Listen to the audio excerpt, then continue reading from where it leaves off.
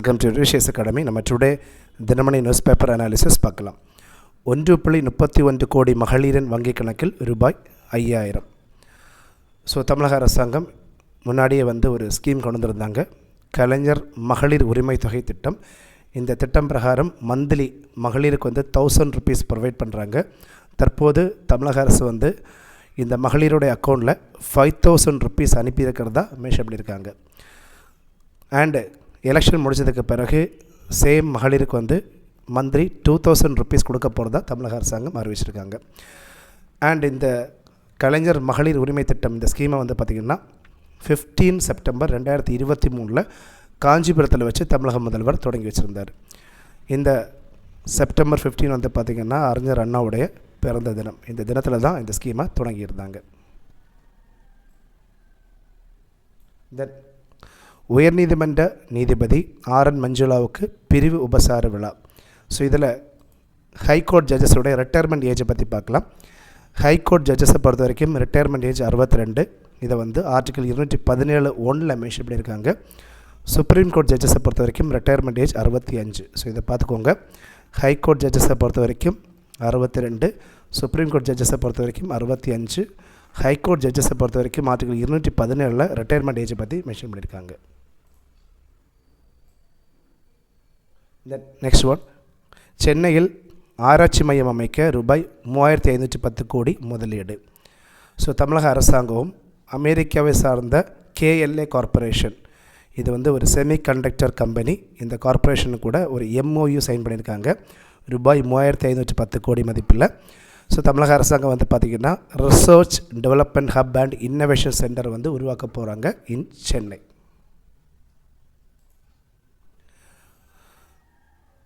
சென்னையில் நாளை வள்ளலார் மாநாடு.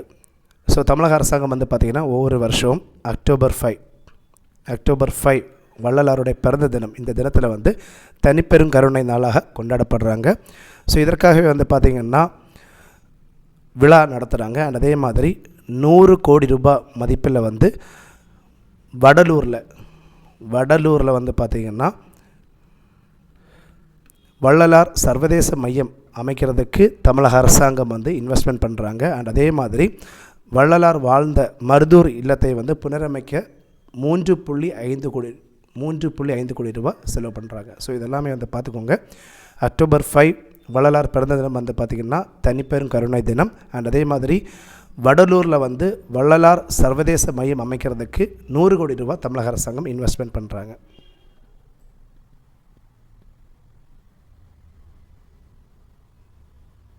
நெக்ஸ்ட் ஒன், விவேகானந்தரை பற்றி இதில் கொடுத்துருக்காங்க. நம்ம எக்ஸாம் பாயிண்ட் ஆஃப் வியூவில் சில விஷயங்கள் பார்க்கலாம்.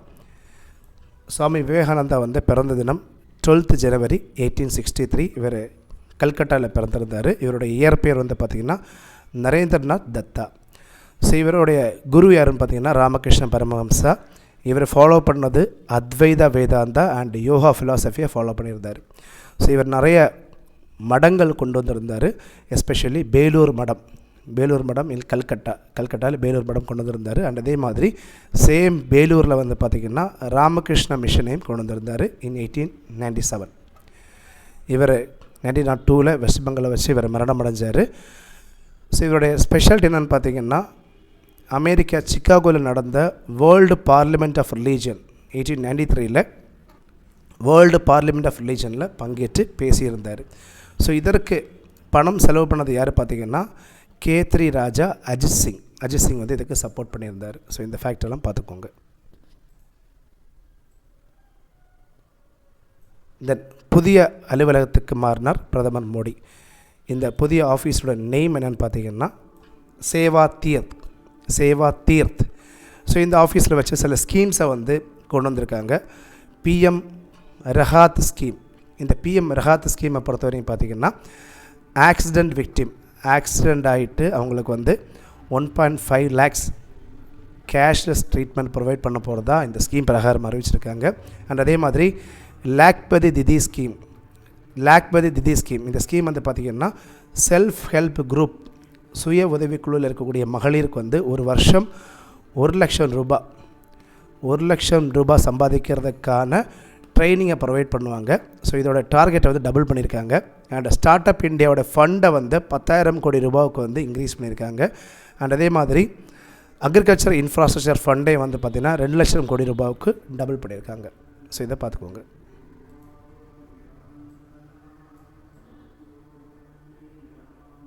தென் 25 லட்சம் டன் கோதுமை ஏற்றுமதிக்கு மத்திய அரசு அனுமதி அளிச்சிருக்காங்க.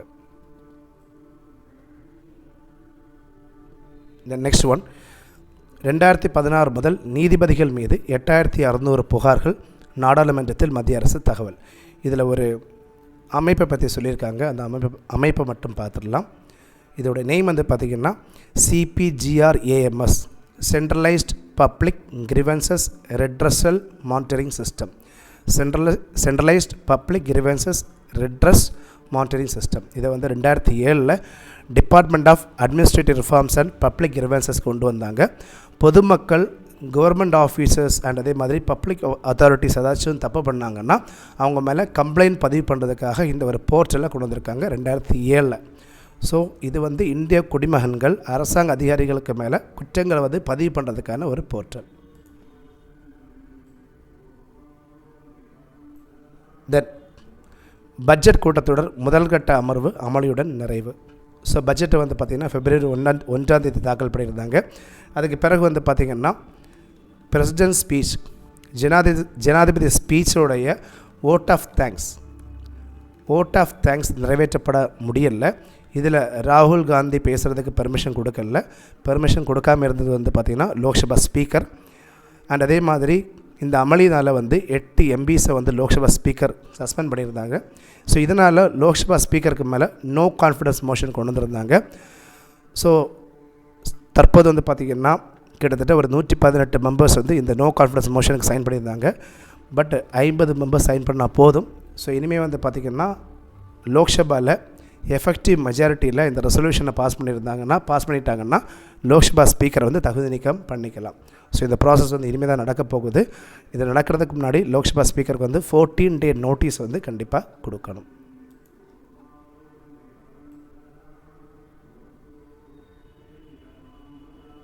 தென் T20 உலகக்கோப்பை போட்டி வந்து பார்த்திங்கன்னா இந்தியா ஸ்ரீலங்காவில் நடைபெற்றுகிட்டே இருக்குது. தென் பங்களாதேஷ் எலெக்ஷன் முடிஞ்சிருக்கு. இதில் PNP வெற்றி பெற்றிருக்காங்க. அடுத்த பிரதமர் யார் பார்த்திங்கன்னா தாரிக் ரஹ்மான் வங்கதேச தேசியவாத கட்சி வெற்றி பெற்றிருக்காங்க. நெக்ஸ்ட் ஒன், குறைந்த எடையில் பிறக்கும் குழந்தைகளுக்கு ஊட்டச்சத்து பெட்டகம் புதிய திட்டம் அமல். இந்த திட்டத்தோட நேம் என்னென்னு பார்த்திங்கன்னா தாய்மை ஆப்ளிகேஷன். இந்த ஆப்ளிகேஷன் மூலமாக குறைந்த எடையில் பிறக்கும் குழந்தைகளுக்கு வந்து ஒரு பெட்டகம் கொடுக்குறாங்க, ஒரு டீட்டெயில்ஸ் கொடுக்குறாங்க. இதெல்லாம் சாப்பிடணும், இது சாப்பிட்டா அந்த வெயிட் கூடுங்கிறதுக்கான ஒரு ஆப்ளிகேஷனை வந்து தமிழக அரசாங்கம் கொண்டு வந்திருக்காங்க.